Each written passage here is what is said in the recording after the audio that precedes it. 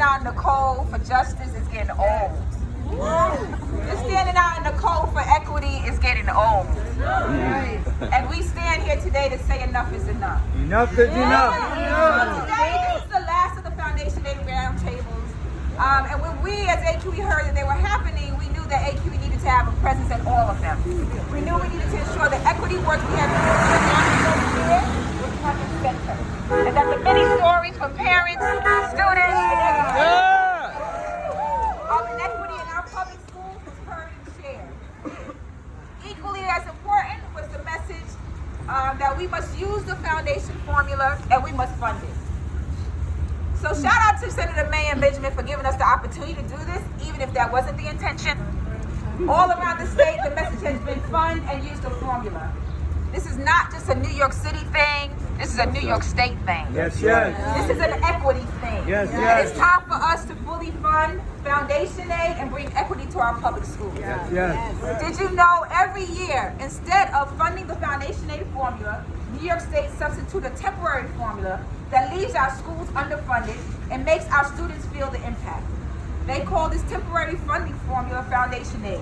But guess what? It's foundation aid in name only. If it were really foundation aid, our schools would already be receiving almost $4 billion more than they are. The biggest problem, what we know with the formula, is that it has been underfunded. Right. So New York State owes public schools $3.6 billion in foundation aid, and every year the state comes up with, guess what? An excuse for not funding it. It's time to end educational racism in New York State. That's right. So I'm going to bring up to kick us off because it's cold, and I want to say how much we appreciate all the organizations and individuals who are here standing with us once again to demand justice. But we're going to bring up Mr. Foundation. Your destination is on the left. Himself, Senator Robert Jackson.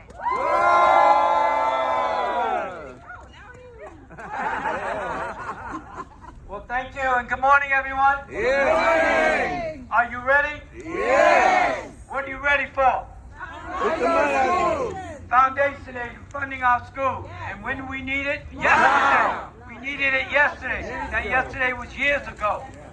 And the state of New York has not lived up to its obligation under the law. There was a lawsuit that was filed in 1993 where my daughter, Samaya Jackson, Asmahan Jackson, were plaintiffs in a lawsuit, and many other parents and many other groups and organizations, advocacy groups, basically saying that the state of New York was cheating our children in New York City out of billions of dollars. How much? Billions of dollars. You're right. And that lawsuit took 13 years. The bottom line is, we don't have all of the money that we're entitled to, that was agreed to by the then Governor Elliott Spitzer and the New York State Legislature. And that formula they put in place was, what's the name of it? Foundation aid. What? Foundation aid. And that foundation aid took into effect several things that our children needed. One, how many children are in need? Two, how many children are not receiving a sound basic education? So these are factors that were considered. In New York City, depending on who you ask and when you ask them, what year you ask them, the bottom line, New York City is entitled to approximately $1.5 billion. How much? $1.5 billion.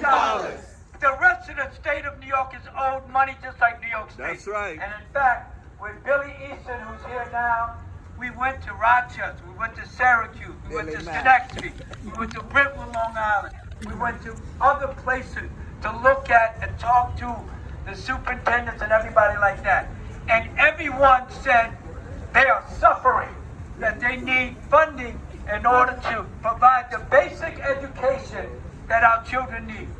And I've said to parents, how many of you want your children to get a sound basic education? Don't raise your hand. And to many parents, when I say that, they raise their hand because they believe that a sound basic education is a good education. And I say to you, it's not.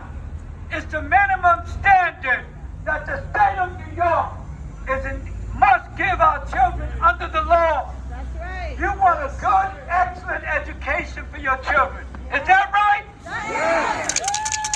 So today, as the sister said, is the last of the Foundation Aid roundtables around the state. This one is going to be a hearing, and they want to hear from parents. Anybody here is a parent? Say yeah. Yeah. Say yeah, yeah. Yeah, yeah. I want you to go up there and tell them how, by not funding the Foundation Aid, your school and your children are being negatively impacted. Is that all right? Yes. And I will be up there listening. Now, today, I'd say to you, the first of these 5 forums was in Yonkers. And we heard from superintendents and everybody else basically saying what the needs are. So you must clearly state what the needs are of your school and the needs are of your children. All right? So what do we want? And when do we need it? Now. What do we want? And who do we need it for? Who do we need it for? How much money? $4 billion. In unity. Tax the rich! Fund our schools! Tax the rich! Fund our schools! Tax the rich! Fund our schools! Tax the rich! Fund our schools! Tax the rich! Fund our schools! So Congress set us up really nicely to bring up our young people who are experiencing exactly the impact of not funding our schools. So first I want to bring up Emma and Jace of Integrate NYC to share the story.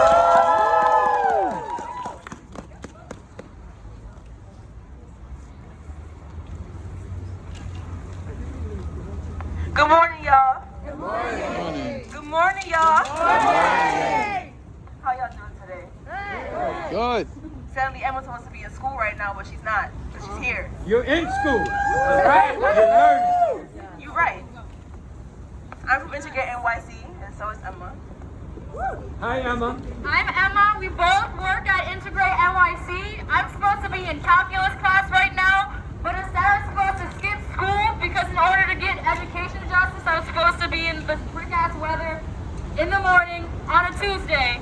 Yeah! And so when we talk about education justice and funding for our schools, in order to create real and transformative justice and changes in our education system, we need to be centering the voices of young people in this movement, centering the voices of the communities that have been marginalized, center the voices of the communities who have been profited upon, and so we are the young people who are directly experiencing this injustice. We at Integrate NYC often say we are the product of segregation, we are the product of under-resourced, underfunded, segregated schools. And so our voices need to be centered in this movement. And if you want to talk about resources. Yeah, so our 5-part platform involves resources, like she said. And resources like center around, yeah, I know you too. It centers around how the schools are funded, what schools are funded, and depending on like the ratios of the school, who's funded more, who's funded less. And who it affects the most are Black and brown students. Why in my schools was I forced to share textbooks with other students? But while in other schools with predominantly white and Asian students, they never had to share a textbook. They had more than I ever did. And that ain't right? That ain't right. And that ain't right? That ain't right. Why some schools have more sports teams than mine did? Why are Black and brown students already affected just because of the color of their skin? And to Jason's point, Black and brown students are 3 times more likely to walk through metal detectors in their schools. So when we look at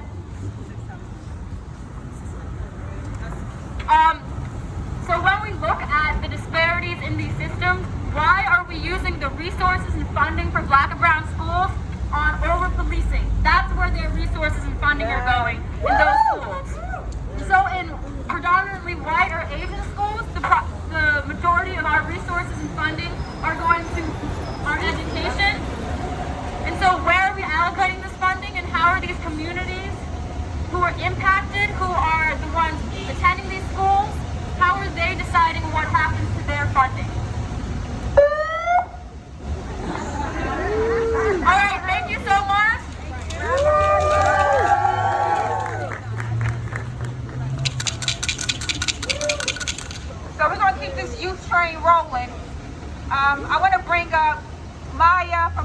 So, give her a hand. Come on, give it up.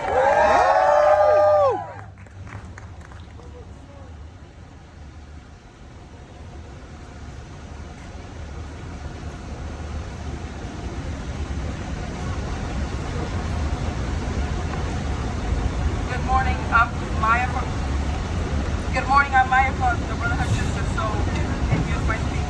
I'm Maya Fortuna. I'm a student in the NYC, in the New York City Public School, and I have seen and experienced the lack of student support staff in the schools. I am a member of the Liberation Program of the Brotherhood Sisters, and our campaign focuses on increasing the funding for our schools as to hire more student support staff to include guidance counselors, career counselors, college counselors, therapists, and social workers. We want our schools to reach a 1-to-100 ratio of student support staff to students. And we can do this if our elected officials choose to fund our schools. They say there's not enough funding to have adequate student support staff, but there always seems to be enough funding to hire more school safety agents in predominantly Black, brown, and low-income schools. I go to Pace High School, and we're considered a better funded school because for about 600 students, there is one college counselor, one social worker, and one guidance counselor. While I know I have more than many of the schools my peers attend, this ratio of students to student support staff is definitely not enough. Most especially when there are 4 to 5 school safety agents. Our education is more important than our incarceration. In many schools, there are more school safety agents than student support staff. In New York City, there are more school safety agents than there are guidance counselors and social workers combined. We are here today to discuss the cost of underfunding student support staff and of overfunding. The cost in our city is graduation and student success. With 1.1 million students, the benefits of properly funding our schools has to outweigh the cost of all of our futures. My school is not being compared to the other schools, but in order to speak to any of the student support staff, you either have to be a star student or get into a fight. It's either you're doing great in school or you're doing bad. All students should receive the support they need because that is what we deserve. With a 3.7 GPA, I had a chance to meet my school's college counselor my freshman and sophomore year, and that was because, as she said, I was on her radar. Meaning my grades were high enough to get recommended for certain programs. If I wasn't already doing well in school, I wouldn't even know who she is, and that is simply unfair. Additionally, now in my junior year, I have yet to have meaningful interactions with any of the other student support staff, and I could use their assistance. I aim to apply to attend to college in the near future, and I want to be supporting in doing so. As a first-generation college student and a first-generation Dominican American, this will be all the more difficult because given the lack of student support staff at my school. As someone who was privileged to know her college counselor, I will still have to chase her down because she has way too much on her plate with 150 students and 200 students to help. I will receive useful but rushed care when I need intentional insight and committed time. The lack of our schools adds stress to the life of students and the student support staff. When students need someone to speak to, there is minimal support, if any, because there's no time or they have to wait a long time because there's students ahead of them. How are we supposed to be in a good space mentally when we have very few people, if anyone, to go to? The lack of funding for our schools means that students don't have what they need to be successful, but we have more than what is needed to be pushed out of school. How are we supposed to graduate on time when the resources we need are not provided? Instead, our schools are filled with NYPD. The lack of funding for our schools is rooted in systemic oppression, and if we are a progressive city, our politicians should address this now, and our futures cannot be underfunded.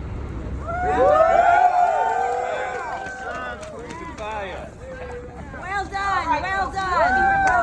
The truth is being told right now, and we need to make sure that we get folks in there who are testifying to make sure the people at that table hear it and fully fund us. So I want to bring up now Kim Sweet from Advocates for Children. Morning, everybody.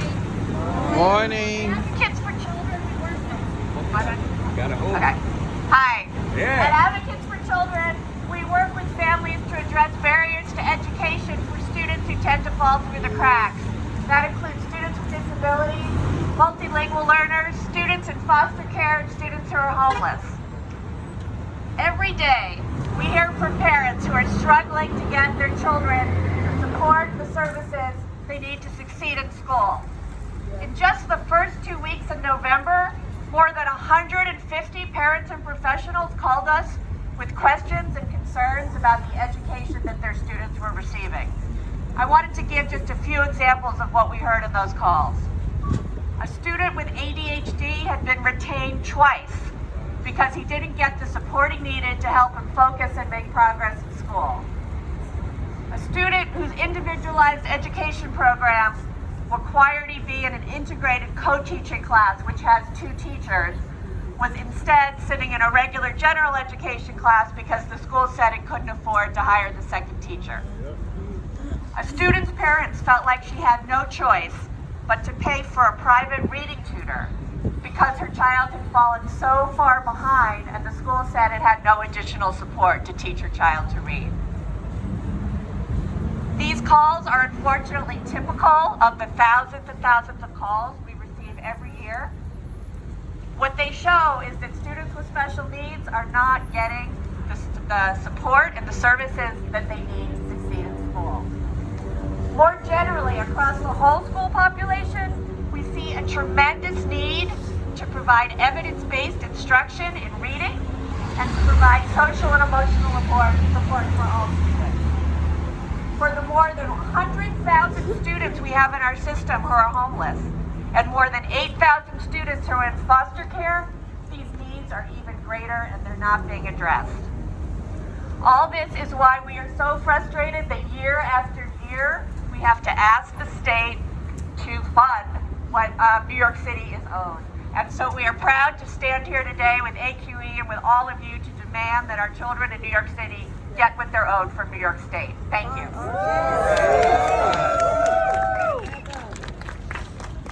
Okay. Now, you know, we had parents, we had Robert,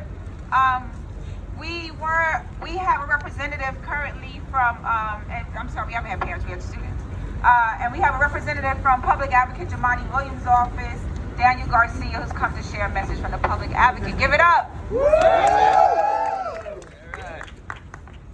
morning. Good morning. Hey, everyone can hear me, right? Beautiful. My name is Daniel Garcia McGuire, and I'm the Deputy Public Advocate for Education and Opportunity for the New York City Public Advocate. All right. Y'all hear me now? Close to your mouth, put your mouth in first. Talk into the dead. And now? Yes. Hey! One more time. So, again, my name is Daniel Garcia McGuire, and I'm the Deputy Public Advocate for the New York City Public Advocate. I'm really excited to be here today because this is what we've been talking about for years and years. And I really wish that the PA, the Public Advocate, Jamani Williams, could be here. He also wishes he could be here, but he had a conflict. But he's been fighting alongside AQE, and he's been a long-time supporter of holding Albany accountable to fully funding our city public schools. Our schools have been operating for far too long without the sufficient resources that will allow them to meet our students' needs. And they've implemented what they call temporary funding formula for foundation aid, but we all know it just ain't cutting it. Choosing between a school social worker, an additional teacher, or an after-school program is not what we should be asking our schools to do, because we all know that all of these are integral to what it makes a school. But year after year, this is exactly what far too many of our schools have been forced to do without adequate foundation aid. Continued failure to fully fund the formula is also perpetuating educational racism across our city and our state. More than 70% of aid owed is owed to districts with at least 40% Black and Latinx students. That ain't right. Albany cannot continue its use of this temporary funding formula or they will continue to see class sizes grow, curricula curtailed, and will continue to fail our students and our schools. We are here to call on our leaders in Albany to make fully funding the foundation aid formula a legislative priority for 2020. That's right. 2020, we gotta know. We gotta let them know. The state of New York was found to be in violation of our students' constitutional rights more than a decade ago. We still have not been allocated the money owed to us, and this simply is not right. We cannot wait any longer. We are here to say that we will not wait any longer. This new influx of monies will allow us to get guidance counselors, psychologists, and enrichment programs into the schools without them and to those who need them most. We are here to call on Governor Cuomo to finally allocate the money that the courts have already ruled is ours. How much? That's right. We can't wait. I can't wait. Our children can't wait. We won't wait any longer. We won't wait. We won't wait. We won't wait. We won't wait. We won't wait. Thank you, HQE, for your tireless work advocating for the rights of our students of this state and this city. Thank you to the elected officials present today who walk the walk. And thank you to my fellow advocates who persist in this fight day in and day out. We're going to get this money. Right. So look, we need folks to try to keep it as brief as possible. One, we want to get you out of the cold, but two, we want to make, I don't want to have to cut anybody, right? So, and your message, everybody on this list, and even those who are not, is really important. So I want to bring up Esperanza Vasquez from New Settlement Apartment Parent Action Committee. All right. From the Boogie Down Bronx. Buenos días, mi nombre es Esperanza Vázquez, soy un padre y miembro de Padres en Acción y parte de la coalición Justicia Educativa. Yo les voy a hablar como madre de dos hijos que están en la universidad y que soy miembro de la comunidad del Bronx. Good morning, everyone. My name is Esperanza Vasquez. I'm a parent leader with the Coalition for Educational Justice and NSA PAC in the Bronx. I'm going to talk to you as a mother with two children currently in college and their experiences. Como madre he luchado y he sido parte también de luchar por los fondos de las escuelas que el Estado le debe 1.1 billones de dólares de fondos para nuestras escuelas públicas que están segregadas, las siguen segregando y no reciben la misma educación que otros lugares reciben. Y yo como madre he visto que nuestras escuelas necesitan, donde están los afroamericanos y latinos, programas de arte, laboratorios, materiales y muchas cosas que necesitan para ir a una universidad y sean exitosos. So as a mother, I've been fighting for these funds that New York State owes our public schools. $1.1 billion in New York City alone. Our schools are segregated and don't receive the same kind of education that other kids do. In particular, children in Black and Latinx communities, they don't have arts, they don't have labs, they don't have the materials that they need to be successful in college. ¿Qué queremos? ¡Fondos! ¿Cuándo? ¡Ahora! ¿Qué queremos? ¡Fondos! ¿Cuándo? ¡Ahora! What do we want? Funding. What do we want it? Now. What do we want? Funding. When do we want it? Now. Okay. We're getting down to the why. These stories really matter. It's okay. It's all good. Don't worry about it. So I'll just share real quick. We can begin to address systemic racism, thank you, and education. My notes are like ripped in half. That's how angry I am. Racism in education through the Foundation Aid formula. 71% of Foundation Aid money is owed to school districts, 40% or more Black and Latinx students. Failing to fund the formula is primarily denying the work of Black and Brown students, currently perpetuating educational racism. We must do better. I want to now bring up Andrea Ortiz from the New York Immigration Coalition.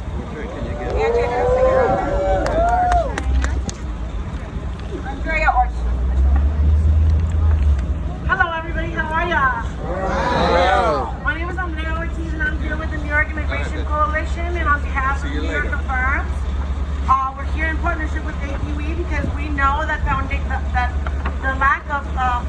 affecting our children, specifically our immigrant students in places like New York City, in ways that we cannot continue to stand for.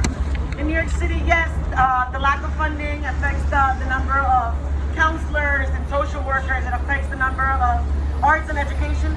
But in a place like New York City, it even affects the amount of schools capable of actually providing services for multilingual learners and immigrant students. Older immigrant students have a difficulty getting into schools when they come here between the ages from 17 to 21. They struggle trying to find places that will actually take them and often get diverted into GED programs that do not have the adequate services available for them to be able to succeed and graduate from schools. When we talk about segregation in New York City, we're often talking about specialized schools, while our immigrant students can't even find the schooling available to be able to go and successfully graduate.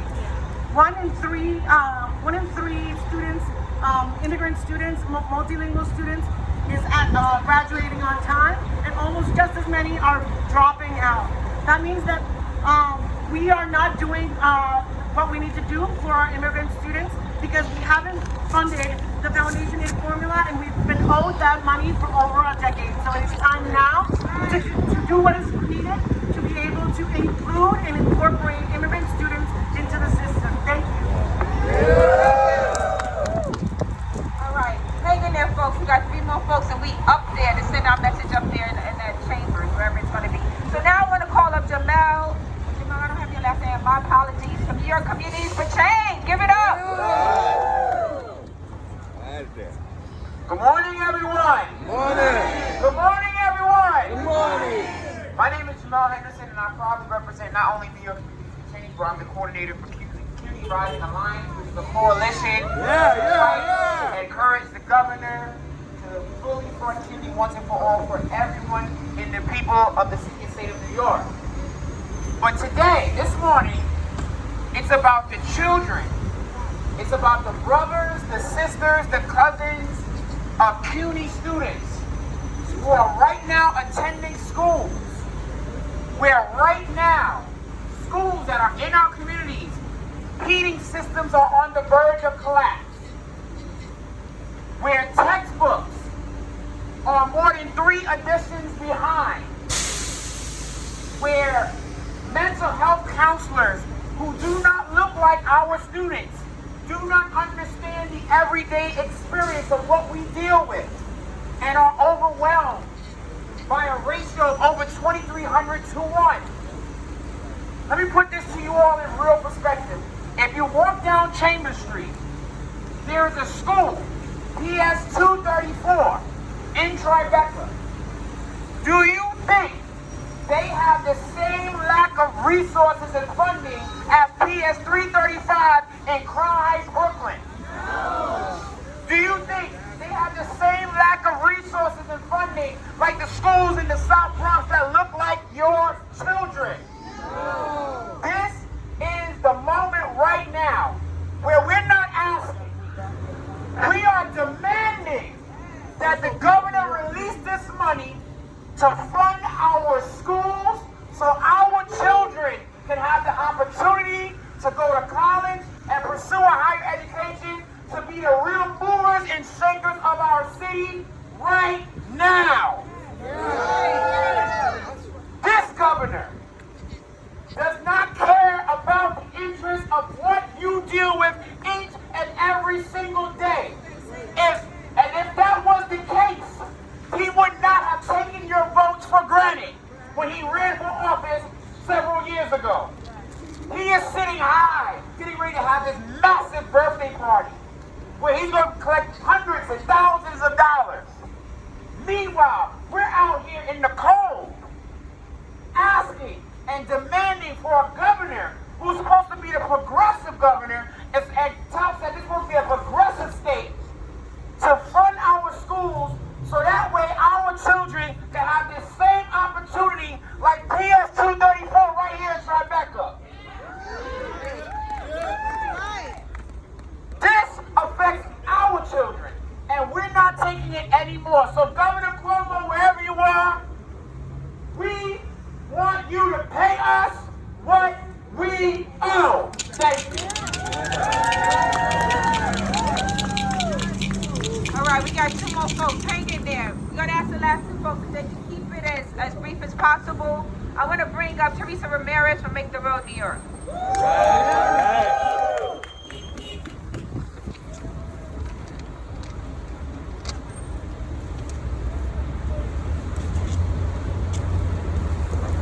Mi nombre es Teresa Ramírez, soy madre de 3 hijos, soy líder de Padres en Acción desde hace camino a Nueva York.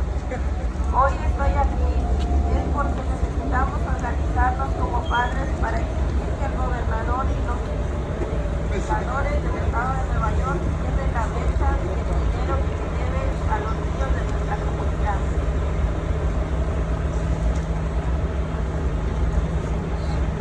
Hi, good morning. My name is Teresa Ramirez. I'm a mother of 3 children, and I'm also a parent leader with Make the Road Action.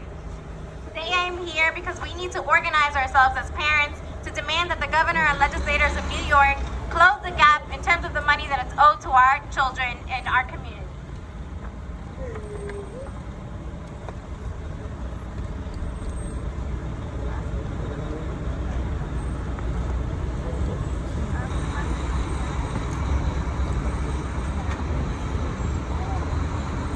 Hace más de 12 años que estamos esperando porque el Estado pague lo que deben a los niños de color y más pobres de mi país. Necesitamos la fórmula de asistencia, ya que ya es una necesidad urgente. Creemos que una educación de calidad significa un mejor futuro. For more than 12 years, we've been waiting for this money that the state owes us, and owes to children of color and the poorest children in the state. We need the state to fund the foundation aid formula, and this is urgent. We need a high quality education for a better future. Necesitamos que todos los niños tengan una buena educación que sea de calidad y que nuestras escuelas tengan equidad de fondos. Nuestros distritos escolares no pueden enseñar si no tienen las herramientas necesarias. Mis 2 niños van a la escuela PS45 y Williamsburg High School. Mis hijos carecen de falta de programas avanzados, clases de arte, clases de deportes, consejería, entre otras necesidades de programas escolares que faltan. Esto es el derecho de todos los niños. La educación no se le niega a nadie.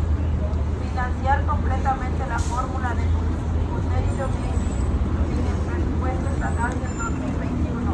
Una vez que la fórmula es totalmente financiada, la legislatura debe considerar formas de fortalecerla. Los Padres Unidos jamás serán vencidos.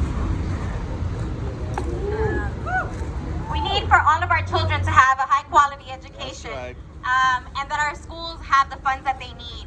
Our districts cannot teach if they don't have the tools that they need. My 2 kids, they go to PS45 and Williamsburg High School. My children lack advanced placement programs, art programs, sports, and guidance counselors, among a lot of other things. This is our rights, and it's the rights of all of our children that we should not be denying anyone. We need to fully fund the foundation aid formula in this budget for 2020. Once we finally funded the formula, then we can change it. The Parents United will never be defeated.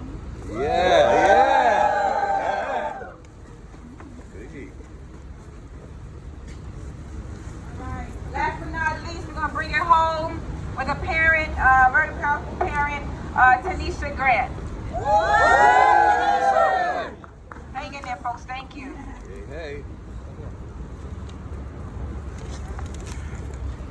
I don't say good morning. I say Grand Rising. Grand Rising. Woo. Grand Rising. Grand Rising. I would just like to acknowledge our ancestors that laid down the block that we draw strength from, that built this city. Right. My name is Tanisha. I am a proud parent leader for the Alliance for Quality Education. All right. And have been lobbying for the campaign for equity funds for almost 3 years now. All right. There are two things that I keep hearing as to why Black, brown, and poor children's education isn't properly resourced. The first thing, politicians keep telling me that they have to find ways to fix the foundation aid formula.